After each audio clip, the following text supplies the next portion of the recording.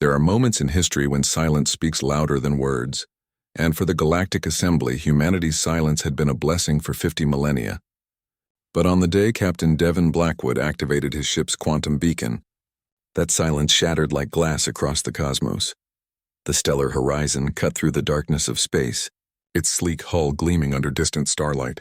Devin stood on the bridge, a weathered man in his 40s with calloused hands and eyes that had seen too many lonely voyages. Beside him stood Lieutenant Priya Venkat, her fingers dancing across holographic displays as she monitored their first jump beyond the Kuiper Belt. Behind them, young engineer Thomas Webb nervously checked the experimental drive that had made this journey possible. "We're ready for beacon activation, Captain." Priya's voice was steady, but Devin caught the tremor of excitement beneath it. After 300 years of reaching toward the stars, humanity was finally announcing its presence to whatever lay beyond. Devin nodded slowly, his finger hovering over the activation switch. This was Earth's first real message to the universe, a quantum pulse that would ripple across faster than light channels, telling anyone listening that humanity had arrived. He pressed the button. The beacon hummed to life, sending waves of energy cascading through dimensions humans barely understood. For 30 seconds, nothing happened. The crew held their breath, waiting for some response, some acknowledgement from civilizations they hoped existed among the stars. Then every screen on the bridge exploded with incoming signals. Hundreds of them, thousands, all trying to reach the stellar horizon at once. The communications array overloaded, sparking and smoking as alien transmissions flooded their systems. Thomas stumbled backward, his face pale. "What in God's name did we just do?" Priya worked frantically to filter the signals. But they kept coming, wave after wave of desperate transmissions in languages the ship's computer couldn't begin to translate. Finally, one message broke through clearly, translated into English by algorithms far more advanced than anything Earth had created. "Human vessel, this is the Terminus Guard Station Alpha. You have violated the silence accord.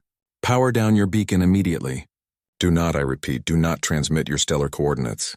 Your world is in grave danger." Devin's blood ran cold. He moved to shut down the beacon, but Priya grabbed his arm. "Sir, the beacon's automated protocol already transmitted our home system coordinates. It was part of the first contact package." The bridge fell silent except for the crackling of damaged equipment. Devin felt his heart hammering against his ribs. They had trained for first contact scenarios, prepared for hostile aliens or communication barriers, but nothing in their protocols covered this. Fear. Pure, undisguised fear in that alien voice. Another transmission cut through, this one carrying visual data. A face appeared on the main screen, if you could call it a face. The being had 4 eyes arranged in a square pattern, skin that shifted colors like oil on water, and a mouth filled with crystalline structures that clicked and hummed. But it was the expression that caught Devin's attention. Terror. "You do not understand what you have done." The alien's voice was rushed, panicked. "The beacon signature you used, it is listed in the Forbidden Archives. Your species, you are the inheritors, the Scourge Makers, the World Breakers."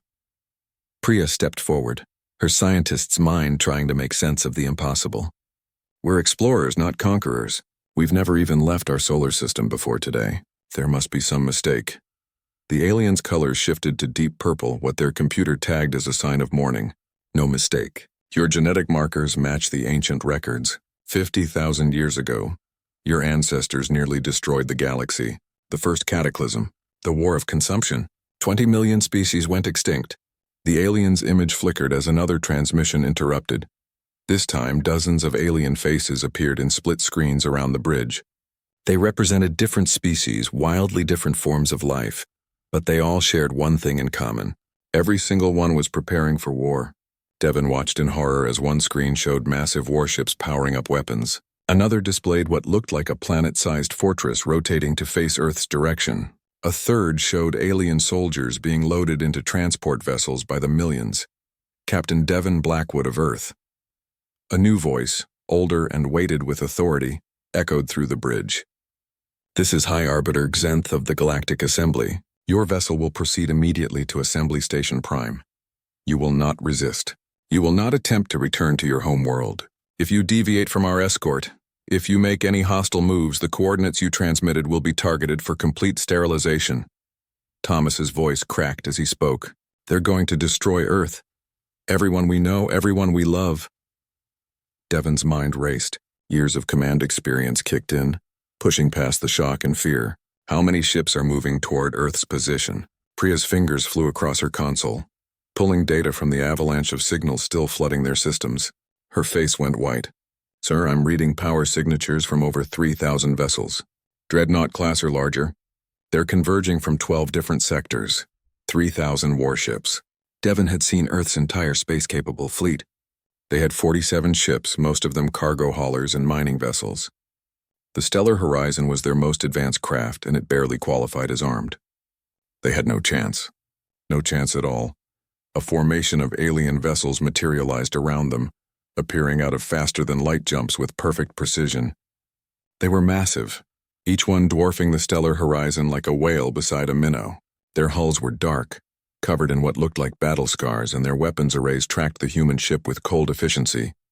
You have 10 seconds to comply. The High Arbiter's voice left no room for negotiation. Surrender or be destroyed. Your world's fate hangs in the balance. Devon looked at his crew. Priya met his eyes, and he saw his own despair reflected there. Thomas had slumped against a console, his youthful excitement crushed under the weight of what they had unleashed.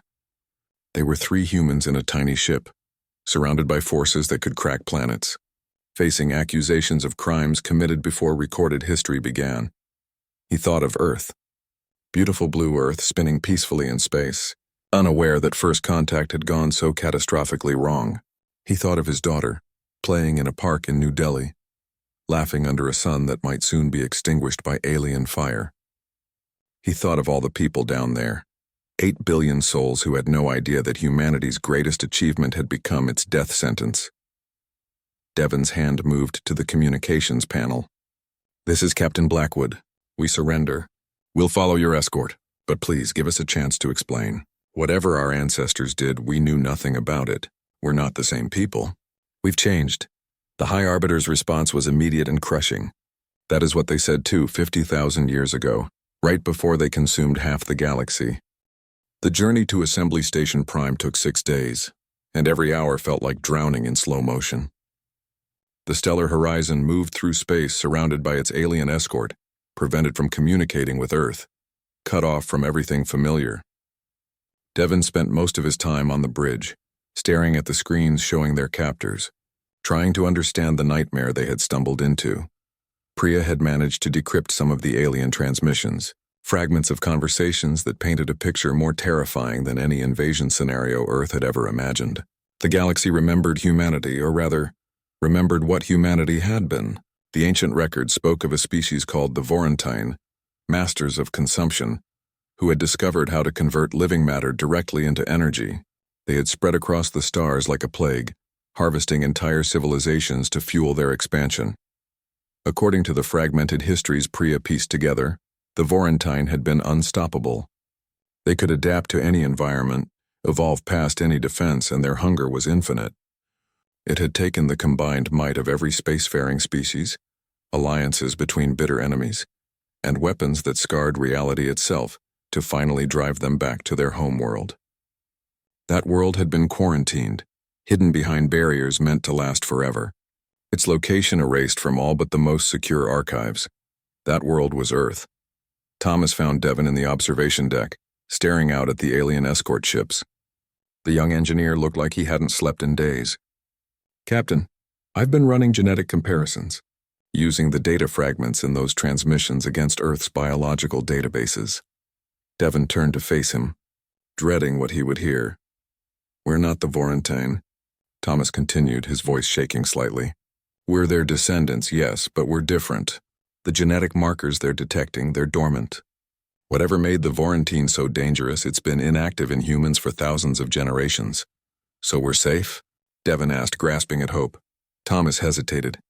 We're safe unless something activates those markers, and according to these files, the activation trigger was exposure to certain forms of exotic radiation, the kind of radiation produced by faster-than-light travel. The words hit Devon like a physical blow. We activated it. When we built the quantum drive, when we started the beacon, we might have, Thomas admitted. Or we might not have. There's no way to know without extensive testing. But the galaxy isn't going to give us time for testing. They're preparing to exterminate us based on what we might become. The intercom crackled to life. All hands prepare for arrival at Assembly Station Prime. Captain Blackwood, report to the docking bay. Devon made his way through the ship's narrow corridors, Priya and Thomas falling in step beside him. They had become more than crew over these 6 days. They were witnesses to humanity's trial, the only humans who knew the truth about what Earth faced. The docking bay opened onto a sight that stole Devon's breath. Assembly Station Prime was beyond massive. It was a constructed world, larger than Earth's moon, covered in towers and domes that housed the galaxy's governing body. Thousands of ships orbited it, representing hundreds of species, and every single one of them had weapons pointed at the stellar horizon. The docking procedure was handled by automated systems that gripped their ship like a prisoner being shackled. Devon, Priya, and Thomas were escorted off their vessel by guards in powered armor, beings whose species they couldn't identify, into corridors that seemed designed to overwhelm. Everything was too large, too alien, too ancient. They passed chambers where beings of pure energy discussed matters with creatures made of living crystal. They saw species that defied description, life forms that shouldn't be possible. Finally, they were brought to the assembly chamber itself, a spherical room kilometers across where gravity worked in impossible ways. Platforms floated at every angle, holding representatives from across the galaxy. And there, at the chamber's center, stood 3 humans in chains. Devon's heart stopped. The High Arbiter's voice boomed through the chamber. Behold the evidence. 3 humans, taken from the quarantine zone during the first cataclysm, preserved in temporal stasis for 50,000 years. They will tell you in their own words what humanity truly is. The temporal stasis fields flickered and died. The 3 ancient humans gasped, their eyes wild with confusion and fear. They wore clothing from Earth's distant past, styles Devon recognized from archaeological records. These were humans from the late Pleistocene era, from before recorded history began. One of them, a woman with fierce eyes and skin marked with ceremonial scars, looked around the chamber. When she spoke, the translation systems rendered her words into languages the galaxy could understand. Where are we? Where is my tribe? What have you done? The High Arbiter stepped forward, its massive form towering over the small human. You have been asleep for 50,000 years. Your species, the Vorentine as the galaxy knew you, nearly destroyed all life. Tell these assembled civilizations what your people did. Tell them about the Great Hunger. The woman's eyes filled with tears, but also with something else. Pride. Defiance. We survived. That is what we did. The world was dying, the ice consuming everything. We evolved or we perished. The hunger gave us strength. It let us endure when all others fell. Another of the ancient humans, a young man with hunter's scars, spoke up. We never wanted to harm others. But when we reached for the stars, when we found other tribes among the lights in the sky, they attacked us. They feared us, so we fought back. We consumed them because it was consume or be consumed. Priya pushed forward, breaking free from the guards. That's not what we are anymore. Humanity changed. We learned to farm, to build civilizations, to cooperate instead of consume. Whatever genetic legacy the Vorentine left us, we've transcended it. The fierce woman turned to look at Priya, and something like recognition flickered in her eyes. You carry the old blood. I can see it in you, sister. The hunger sleeps, but it never dies. When you traveled the void, when you tasted the energy between stars, you felt it wake, did you not? Priya froze. Devon saw the truth written on her face. She had felt something during their faster-than-light jumps, something primal stirring in her genes. They all had, a strange sensation they had attributed to the exotic physics of quantum travel. But it had been more than that. It had been the echo of their ancestors, the dormant legacy of the Vorentine beginning to wake. The assembly chamber erupted in chaos. Thousands of aliens began transmitting at once, their fear and anger creating a cacophony that the translation systems couldn't handle. Devon saw weapons being armed on the viewing screens, saw fleets moving into position around Earth's solar system. The trial was over before it had truly begun. Humanity was guilty by genetics, by history, by the crime of existing. But then something unexpected happened. The fierce woman from humanity's past stepped toward the High Arbiter, her chains rattling. You want to destroy them because of what they might become, but you forget something important. The Vorentine did not conquer the galaxy. We were beaten, pushed back, contained. And in that containment, in that defeat, we found something better than hunger. She turned to address the entire assembly, her voice carrying through translation systems designed for beings far larger than humans. We found each other. When the hunger was all we knew, we were alone, each of us fighting to survive. But in the ice and darkness of our imprisoned world, we learned to share, to love, to sacrifice for something beyond ourselves. Our descendants built beauty from our ugliness. They created art, science, philosophy. They became more than we ever were. The chamber fell silent. The ancient human continued. So yes, kill them if you must. But know that you will not be destroying monsters. You will be destroying the proof that even the darkest nature can be transformed. You will be murdering hope itself. Devon felt something break inside him and rebuild stronger. This woman from 50,000 years ago, who had known only hunger and struggle, was defending humanity's future, even as she acknowledged its terrible past. She was offering the galaxy a truth they had forgotten in their fear. That change was possible. That evolution meant more than genes. The High Arbiter stood motionless for a long moment. Then it spoke, its voice quieter than before. The assembly will deliberate. The human vessels will remain in custody. Earth will remain under observation, but there will be no immediate sterilization.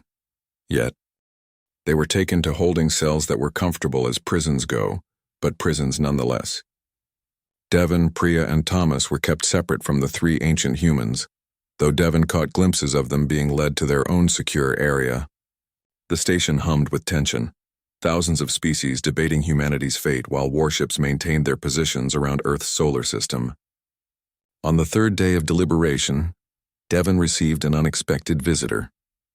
A being that introduced itself as Historian Ven, a member of a species called the Architects. It was tall and thin, with skin that looked like polished wood and eyes that glowed with inner light.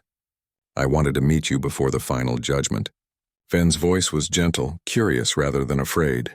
Your case has revealed something the galaxy tried to forget, that we too were once different than we are now. Every species here had ancestors who would horrify their descendants. We judge you for your potential darkness while ignoring how far you have already climbed toward light. Devon sat up straighter on his bunk. You believe we've changed? Ven nodded slowly.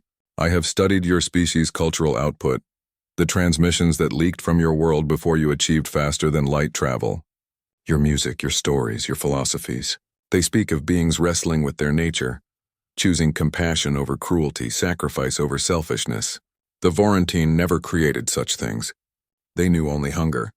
Then why does the galaxy still want to destroy us? Fear is easier than faith, Captain Blackwood. It takes courage to believe in redemption, especially when the cost of being wrong is extinction. The galaxy was nearly consumed once. They will not risk it happening again. Ven moved closer to the containment field separating them. But there are those of us who remember older truths. That the universe is not static. That evolution means more than survival of the fittest. It means growth, transformation, becoming something better than you were. We are advocating for a different solution. What solution? A test. Not of your genetics, but of your character. There is a situation developing in Sector 47, a world called Netherian Prime. It is being evacuated due to stellar instability, but thousands remain trapped. The rescue efforts are failing. Most species have withdrawn their ships, unwilling to risk their crews for what they see as acceptable losses. Devon understood immediately. You want us to attempt a rescue, to prove we value life over survival. Ven's eyes brightened. The galaxy will watch. If humanity succeeds, if you risk yourselves for beings you owe nothing to, it will not guarantee your survival. But it will give us ammunition in the debate. It will show that you are willing to choose sacrifice over consumption. And if we fail, then Earth will be sterilized and humanity will end. Ven's voice was sad but honest. But at least you will have chosen how your story ends. As heroes or as cautionary tales. Devon thought of his daughter, of Earth, of the 8 billion people who had no say in this decision. He thought of the 3 ancient humans who had defended their descendants despite knowing what they had been. He thought about what it meant to be human, to carry darkness and light in equal measure and to choose which one defined you. When do we leave? The Stellar Horizon was released from docking with Assembly Station Prime 6 hours later. The 3 ancient humans were brought aboard, along with additional crew members selected from the station's Human Historical Research Department, descendants of humans taken during various points in Earth's timeline. Among them was a man named Garrett from medieval times and a woman named Opal from the early Industrial Revolution. They barely understood the technology around them, but insisted on helping their species prove itself. Priya plotted a course to Netherian Prime, while Thomas worked frantically to boost their ship's shields and cargo capacity. They would need every advantage to pull off a rescue under the conditions Ven had described. The star was undergoing a rapid expansion cycle, spewing radiation that cooked anything that got too close. The remaining survivors were in underground shelters, but those shelters would fail within days. As they jumped to faster-than-light travel, Devon felt it again. That stirring in his genes, the echo of the Vorentine hunger. But this time he understood it differently. The hunger was not evil in itself. It was a survival mechanism, an adaptation to impossible circumstances. What mattered was what you chose to do with it. Feed it, let it control you, or channel it toward something better. The jump to Netherian Prime took 18 hours. When they dropped back into normal space, Devon saw hell painted across his view screen. The star was a bloated red giant, its surface roiling with storms that spat plasma into space. The planet below was burning, its atmosphere being stripped away by stellar wind. And between the star and planet, debris from failed rescue ships tumbled in decaying orbits. Priya's scans located the shelters on the planet's night side, desperately radiating distress signals. 2,317 beings, representing 12 different species. The surface temperature was already beyond what their ship's shuttles could handle. Thomas had an idea, crazy and desperate. We used the hunger. We let our genetic adaptations activate fully, just for this mission. The Vorentine could survive in extreme environments, could push their bodies beyond normal limits. If we stopped suppressing those genes, we might be able to withstand the conditions long enough to reach the survivors. It was insane. It meant deliberately activating the very thing the galaxy feared most. But looking at those distress signals, at thousands of lives counting down their final hours, Devon knew there was no choice. The ancient human woman whose name they had learned was Nira stepped forward. I will go with you. I remember the old ways, how to control the change. You will need a guide. 4 shuttles launched from the stellar horizon, each one packed with emergency supplies and piloted by humans who had chosen to embrace their dangerous heritage one last time. Devon felt the change as they entered the planet's atmosphere, felt his cells restructuring, his metabolism accelerating, his senses sharpening to inhuman levels. It hurt, but it also felt like coming home to something he had never known. The shuttles burned through superheated air that should have melted their hulls.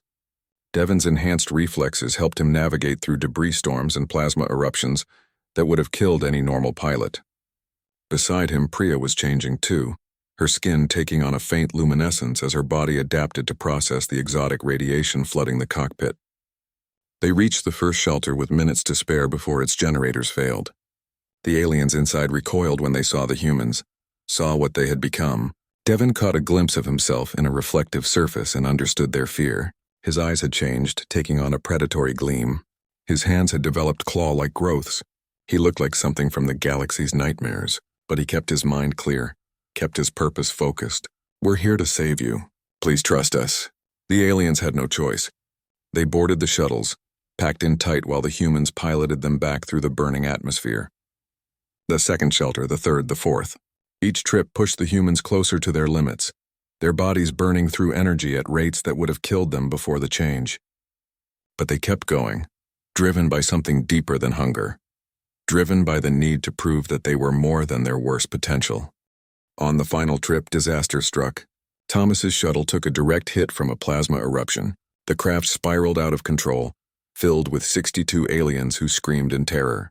Devon watched from his own shuttle as Thomas fought to regain control, his enhanced reflexes the only thing keeping them from disintegrating. But the shuttle was too damaged, falling too fast. Without hesitation, Devon brought his own shuttle alongside the damaged craft. Priya, take the controls. I'm going outside. Outside meant exposing himself to temperatures that would vaporize normal matter. But Devon was no longer normal. He activated his suit's emergency protocols and opened the airlock. The heat hit him like a hammer, but his changed body withstood it. He made his way across the hull, using magnetic clamps and sheer determination, until he reached Thomas's shuttle. Working with hands that were more like weapons, Devon cut through the damaged sections and bypassed critical systems. His mind raced with calculations no human should be able to make, his enhanced cognition processing variables faster than the ship's computer. Behind him, through the viewport, he saw the faces of the aliens they were saving. They watched a creature they had been taught to fear, sacrificing itself to preserve their lives. Thomas's shuttle stabilized just before entering terminal velocity. They made it back to the stellar horizon with seconds to spare before the planet's shelters collapsed completely. 2,317 survivors, not one life lost. The humans gathered in the stellar horizon's medical bay, letting the change reverse itself, feeling their bodies return to normal. It hurt more than the transformation had, like losing a part of themselves they had just discovered. But as the pain faded, something else remained. Pride. Purpose. Proof that they could touch their darkest nature and choose to use it for light. The transmission from Assembly Station Prime came through hours later. The Galaxy had watched their rescue mission on live feeds.